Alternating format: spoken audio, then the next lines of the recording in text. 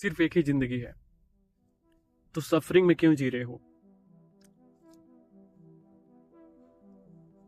आज मैं तुमसे एक बात करना चाहूंगा, एक ऐसी बात जो शायद तुम्हें खुद से सोची नहीं होगी और शायद किसी से डिस्कस भी नहीं की होगी, क्योंकि ये बात थोड़ा अनकंफर्टेबल है, थोड़ी डार्क भी है। बात यह है कि साइंटिफिकली देखो तो ये लाइफ सिर्फ एक ही बार मिलती है, मतलब कोई प्रूफ नहीं है पुनर्जन्म का, दोबारा कोई जन्म नहीं मिलने वाला है। यही एक ही लाइफ है, आपको यही लाइफ खुशी से बिना सफरिंग के बितानी है। बहुत रिलीजियस कहते हैं कि अगली जन्म में मोक्ष मिलेगा, पर भाई साइंस में कोई एविडेंस नहीं है कि आपको दूसरा जन्म मिलने वाला है। जो रिसर्च है बायोलॉजी में, न्यूरोसाइंस में, वो कहता है कि life is a one time event. तुम्हारे ब्रेन में न्यूरॉन्स है, जब वो न्यूरॉन्स परमानेंटली शट डाउन हो जाते हैं तब गेम ओवर हो जाता है, कोई दूसरा जन्म नहीं मिलता है, कोई दूसरा चांस नहीं मिलता। तो अगर ये सच है, अगर ये सचमुच सिर्फ एक ही लाइफ है, तो फिर एक सवाल बनता है, तुम इसको इतनी सफरिंग में क्यों जी रहे हो? तुम इसको सोसाइटी के रूल्स फॉलो करते हुए क्यों जी रहे हो? तुम इसको कंपैरिजन, स्ट्रेस और लोग क्या कहेंगे में क्यों वेस्ट कर रहे हो? आज का वीडियो इसी पे है। मैं तुम्हें 2 एग्जाम्पल दिखाऊंगा। एक बंदा जो सोसाइटी के रूल्स फॉलो कर रहा है, उसकी लाइफ क्या होगी, और एक बंदा जो अपनी मर्जी से जी रहा है, उसकी लाइफ कैसी होगी। और एंड में तुम्हें डिसाइड करना है तुम कौन सी लाइफ जीना चाहते हो। चलो शुरू करते हैं। द ओबीडियंट मैन, सोसाइटी के रूल्स फॉलो करने वाली लाइफ। तो पहले एग्जाम्पल देखते हैं। एक लड़का है, नाम रख लेते हैं उसका राहुल। राहुल एक टिपिकल इंडियन फैमिली क्लास से बिलोंग करता है। बचपन से उसको बोला गया है, बेटा पढ़ाई करो, अच्छे मार्क्स लाओ, इंजीनियरिंग करो, स्टेबल जॉब मिलेगी, सोसाइटी में रिस्पेक्ट मिलेगी। राहुल ने वो सारी चीज़ें सुनी, उसने वही किया। 10th में उसके 85% आए, 12th में 88%। इंजीनियरिंग कॉलेज में एडमिशन लिया उसने। और यहाँ पर एक बात नोटिस करो, राहुल ने कभी खुद से नहीं पूछा कि उसे क्या करना है। उसने बस वो किया जो सबने कहा, क्योंकि राहुल को लगा अगर सब यही कर रहे हैं तो यही सही होगा। अब राहुल की लाइफ देखो आगे आगे होती है क्या। राहुल ग्रेजुएट हो गया, अब उसको जॉब चाहिए, पर वो कौन सी जॉब जो सबसे ज़्यादा रिस्पेक्ट दे, जो सबसे ज़्यादा पैसे दे। राहुल को आर्ट पसंद था, पेंटिंग करना चाहता था राहुल बचपन में, पर उसने कभी सीरियसली परस्यू नहीं किया पेंटिंग को, क्योंकि उसमें पैसा नहीं था पेंटिंग में। तो राहुल ने एक कॉर्पोरेट जॉब पकड़ी, सॉफ्टवेयर इंजीनियरिंग की।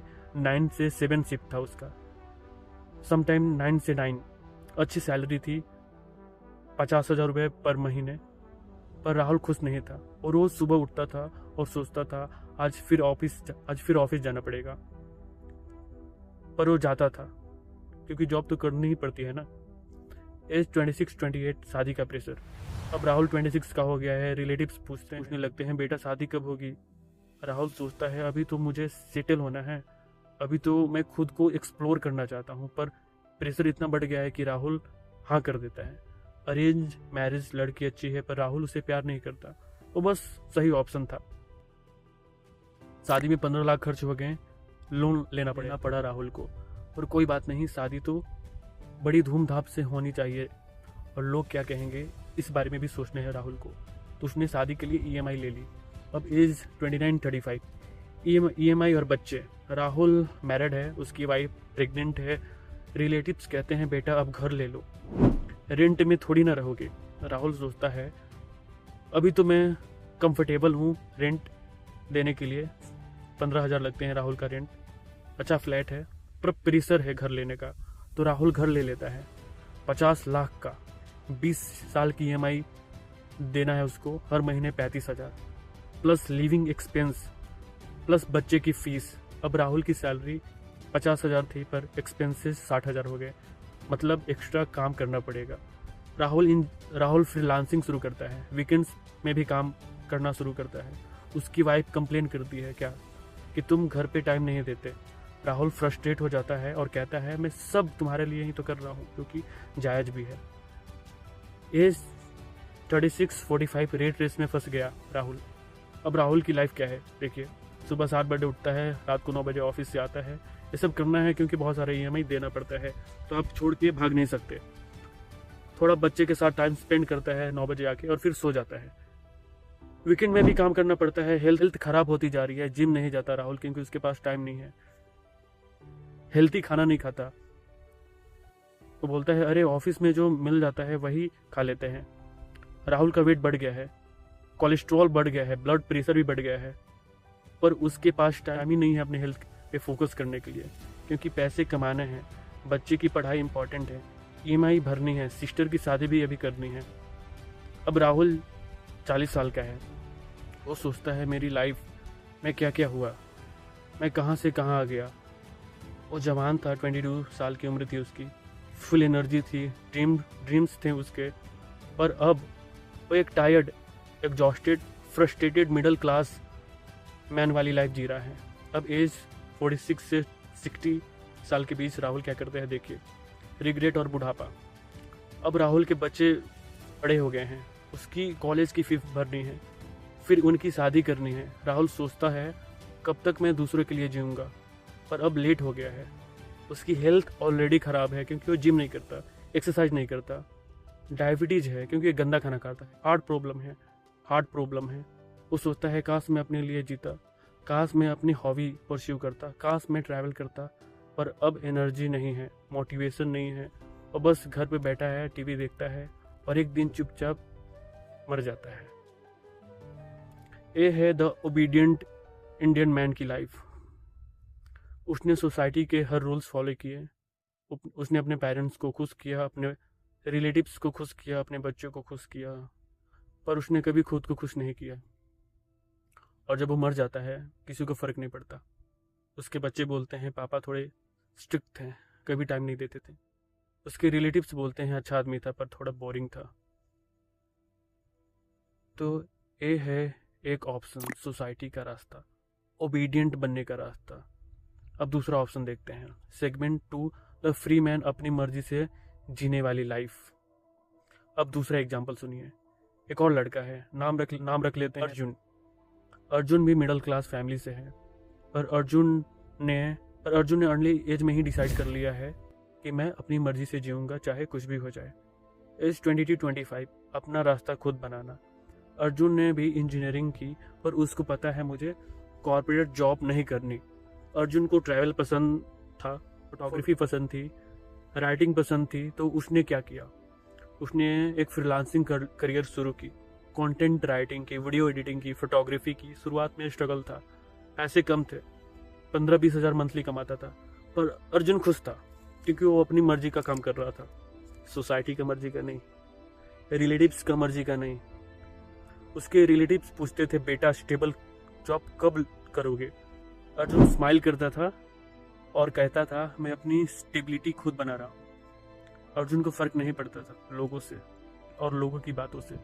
वो समझ गया था जो लोग जज कर रहे हैं वो खुद अपनी लाइफ से खुश नहीं है। अब एज 26 से 30, ट्रैवल, ग्रोथ और फ्रीडम। अब अर्जुन की इनकम 40,000 से 50,000 मंथली हो गई है, पर उसने घर नहीं लिया, उसने गाड़ी नहीं ली, ईएमआई पे तो बिल्कुल नहीं ली।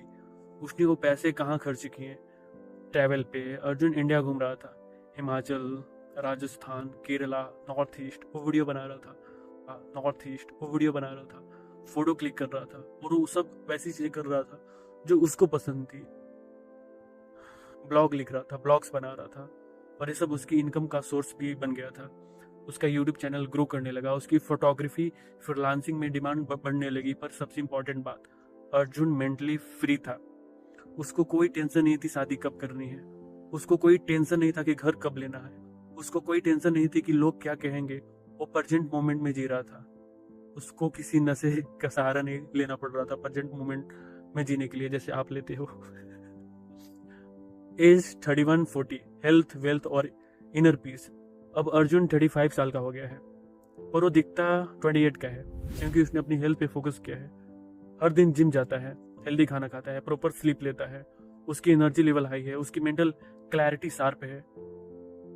जब राहुल 35 साल का था तो वो एग्जॉस्टेड था, स्ट्रेस में था, अनहैप्पी था, पर अर्जुन वो पीक पे है।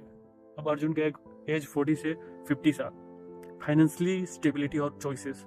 अब अर्जुन फाइनेंशियली स्टेबल है, उसके पास अच्छी सेविंग है, उसके पास इन्वेस्टमेंट है, और उसने कभी ईएमआई नहीं ली, उसने कभी अननेसेसरी एक्सपेंसेस खर्च नहीं किए, उसने मिनिमलिस्टिक लाइफ स्टाइल चूज किया था, छोटा सा रेंटेड फ्लैट, सिंपल लाइफ, पर खुश था। उसने वही किया जो उसको पसंद था, भले ही लोग क्या कहेंगे। ये चीजें इंडिया में ही है, बाहर आप थोड़ा सा जानोगे, पढ़ोगे, समझोगे तो बाहर इंडिविजुअलिटी जैसी एक चीज होती है, वहाँ लोग क्या कहेंगे वाली कोई चीज नहीं होती। लोग वहाँ स्ट्रेस फ्री होते हैं, मस्त होते हैं, कोई EMI नहीं होता, होता भी है तो थोड़ा बहुत होता है। उसने मिनिमलिस्टिक लाइफ चूज किया था, छोटा सा रेंटेड फ्लैट, सिंपल लाइफ, पर खुश था वो। उसके पास चॉइस है, अगर उससे शादी करनी है तो किससे करनी है वो कर सकता है, जिससे भी करना चाहता है वो कर सकता है। अगर उसे ट्रैवल करना है तो वो कर सकता है, और उसने किया भी था। अगर उसे किसी सोशल कॉजेज में कंट्रीब्यूट करना है तो वो कर सकता है। और सबसे बड़ी बात, अर्जुन को कोई रिग्रेट नहीं था, क्योंकि जब आप सिर्फ अपनी मर्जी का करते हो तो आपको अपनी लाइफ के पास्ट में आपने जो भी किया होता है उसको लेकर आपको कोई रिग्रेट नहीं होता है। और अगर आपके पास रिग्रेट जैसी चीज ही नहीं होती है तो आप प्रेजेंट में और फ्यूचर में भी मस्त स्ट्रेस फ्री रहते हो। और जब भी अपनी लाइफ को पीछे मुड़ के देखता था उसको सेटिस्फैक्शन मिलती थी। उसने अपनी टर्म पे जिंदगी जी थी। अब उसकी एज 50+ हो गई है अर्जुन की। अब अर्जुन 55 का है, उसके पास कोई बच्चे नहीं है, या उसका मन है तो हो भी सकता है, उसकी शादी हो भी सकती है, मन नहीं है तो नहीं भी हो सकता है। पर उसको अकेला फील नहीं होता, क्योंकि उसने अपनी लाइफ में इतने लोग कनेक्ट किए हैं, दोस्त बनाए हैं। बहुत सारे लोग आपके दोस्त होंगे, जब आप ट्रैवल कर रहे होगे तो लोग दोस्त बनेंगे। आपके दोस्त आपके जैसे दोस्त भी होंगे आपके साथ, जो आपकी ही लाइफ जी रहे होंगे, तो आपको उन लोगों के साथ बिल्कुल मिलेगा। अर्जुन की हेल्थ अच्छी है क्योंकि उसने अभी तक एक्सरसाइज कंटिन्यू रखा था। उसकी मेंटल पीच भी अच्छी है, और अगर कभी उसको सीरियस हेल्थ इशू होता है तो उसने अपने लिए इंश्योरेंस ले रखा होता है, हेल्थ इंश्योरेंस, तो उसको बेनिफिट मिलता है। और अगर कभी अनबेयरेबल ऐसा सफरिंग जो बेयर करने लायक नहीं हो तो वो यूथनेसिया के बारे में भी सोचता है, क्योंकि उसको पता है लाइफ क्वालिटी से जीनी चाहिए, क्वांटिटी से नहीं। वो नहीं चाहता है कि वो हॉस्पिटल बेड पे पड़े पड़े ट्यूब्स लगा के सफर करके मर जाए। वो चाहता है जब तक जी रहा हूं अच्छे से जीऊंगा, जब तक जी रहा हूं अच्छे से जीऊंगा, और जब टाइम आए डिग्निटी के साथ जाऊंगा। ये है द फ्री मैन की लाइफ। उसने सोसाइटी को इग्नोर किया, अपनी खुशी चूज की, अपनी हेल्थ प्रायोरिटाइज की, और एंड में वो सेटिस्फाइड था। दोस्तों, अब इन दोनों लाइफ को कंपेयर करो। राहुल का लाइफ कैसा था देखिए, सोसाइटी के रूल्स फॉलो किए थे उसने, उसको इससे क्या बेनिफिट मिली थी, उसको रिस्पेक्ट मिला था, लेकिन क्या क्या दिक्कत आई थी, उसको अपनी खुशी सैक्रिफाइस करनी पड़ी थी, हेल्थ खराब थी उसकी, स्ट्रेस में जीता था पूरा जीवन, रिग्रेट था उसको मरते टाइम। अर्जुन की लाइफ कैसी थी, अपनी मर्जी से जिया था उसने, तो जो भी पास्ट में किया तो उसको उस चीज को लेकर रिग्रेट नहीं था। हेल्थ अच्छी थी, जिम करता था, क्योंकि मेंटल पीस मिली थी, सेटिस्फैक्शन मिली थी। सोसाइटी ने खूब जज किया था पर उसको फर्क नहीं पड़ता था, नो रिग्रेट। अब तुम डिसाइड करोगे तुम राहुल बनना चाहोगे या फिर अर्जुन, तुम सोसाइटी की पपेट बनना चाहोगे या फिर अपनी लाइफ का मालिक, तुम स्ट्रेस्ड अनहेल्दी रिग्रेट लाइफ जीना चाहोगे या पीसफुल हेल्दी सेटिस्फाइड लाइफ।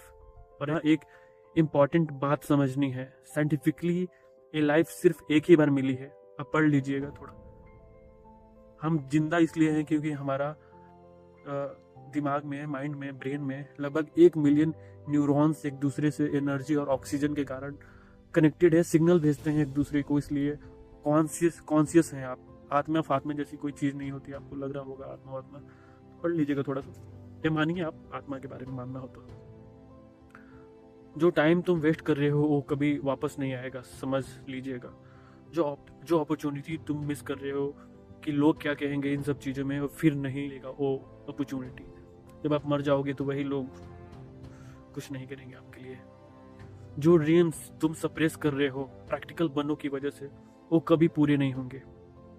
और जब तुम 60-70 हो जाओगे, तुम पीछे मुड़ के देखोगे और कहोगे काश मैंने अपनी मर्जी से जिया होता, पर तब तक बहुत लेट हो चुका होता। प्रेजेंट मोमेंट में जीना। एक और इम्पॉर्टेंट चीज समझनी चाहिए आपको, जब तुम अपनी कोई मर्जी से जीते हो तो तुम प्रेजेंट मोमेंट में जीते हो, मतलब तुम्हारा दिमाग कॉन्स्टेंटली फ्यूचर की चिंता में नहीं रहता। राहुल की लाइफ देखो, 22 की उम्र में वो सोच रहा था जॉब कैसी मिलेगी, 28 की उम्र में वो सोच रहा था घर कब लूँगा, 35 में वो सोच रहा था बच्चे की पढ़ाई की फीस कैसे भरी जाएगी। मतलब राहुल कभी भी प्रेजेंट में था ही नहीं, वो हमेशा फ्यूचर की एंजाइटी में जीता था। पर अर्जुन प्रेजेंट मोमेंट में जीता था। जब वो ट्रैवल कर रहा था तो उस मोमेंट को फील और एक्सपीरियंस कर रहा था, क्योंकि जब आप पूरी तरह से टेंशन फ्री, स्ट्रेस फ्री रहते हैं तो आप प्रेजेंट में रहते हो, तो आप ट्रैवल भी करोगे तो आप बहुत इंजॉय करोगे ट्रैवल को भी। जब वो काम कर रहा था अर्जुन तो फुल्ली इंगेज था, क्योंकि वो काम उसको पसंद था। उसने वो काम सोसाइटी के लिए चूज नहीं की थी। वो काम जो भी वो कर रहा था वो अपनी मर्जी से अपने लिए कर रहा था, तो जो कर रहा है उसमें भी वो खुश है, घूम फिर रहा है उसमें भी वो खुश। और जब फ्रेंड के साथ था वो फुल्ली प्रेजेंट में था। और यही फर्क है एक स्ट्रेस्ड लाइफ में और एक पीसफुल लाइफ में। स्ट्रेस तब होता है जब तुम कॉन्स्टेंटली पास्ट या फ्यूचर में रहते हो। पीस तब मिलती है जब तुम प्रेजेंट में जीते हो, और प्रेजेंट में जीने के लिए तुम्हें कंट्रोल छोड़नी पड़ती है। तुम्हें समझना पड़ता है कि मैं सब कुछ कंट्रोल नहीं कर सकता, मैं बस अपनी चॉइसेस कंट्रोल कर सकता हूँ। और जब तुम्हें समझ जाते हो तो तुम फ्री हो जाते हो, शून्य हो जाते हो। तो दोस्तों कंक्लूजन क्या है? ये लाइफ सिर्फ एक बार मिली है, साइंटिफिकली कोई सेकंड चांस नहीं मिलेगा आपको। तो अब तुम्हें डिसाइड करना है तुम कौन सी लाइफ जीना चाहते हो। सफरिंग में बिताना चाहते हो लाइफ या इंजॉयमेंट, दूसरों के लिए जीना चाहते हो या अपने लिए। तुम रिग्रेट के साथ मरना चाहते हो या सेटिस्फैक्शन के साथ। मैं तुम्हें फोर्स नहीं कर रहा कि सोसाइटी को इग्नोर करो, पर मैं तुम्हें ये ज़रूर कह रहा हूँ अपनी खुशी को सबसे ऊपर रखो, अपनी हेल्थ को सबसे ऊपर रखो, अपनी पीस को सबसे ऊपर रखो, क्योंकि एक दिन ये सब खत्म हो जाएगा और उस दिन तुम्हारे पास कुछ नहीं बचेगा, सिर्फ मेमोरी बचेगी। तो डिसाइड कीजिए तुम कौन सी मेमोरी बनाना चाहते हो, स्ट्रेस्ड अनहैप्पी रिग्रेटफुल मेमोरी या पीस जॉयफुल सेटिस्फाइड मेमोरी। और अगर ये वीडियो तुम्हें अच्छी लगी हो तो इसको लाइक कीजिएगा, शेयर कीजिएगा, कमेंट में बताइए तुम राहुल बनना चाहोगे या अर्जुन। मिलते हैं नेक्स्ट वीडियो में, तब तक अपना ख्याल रखना और अपनी लाइफ को अपने हिसाब से जीना। बाय।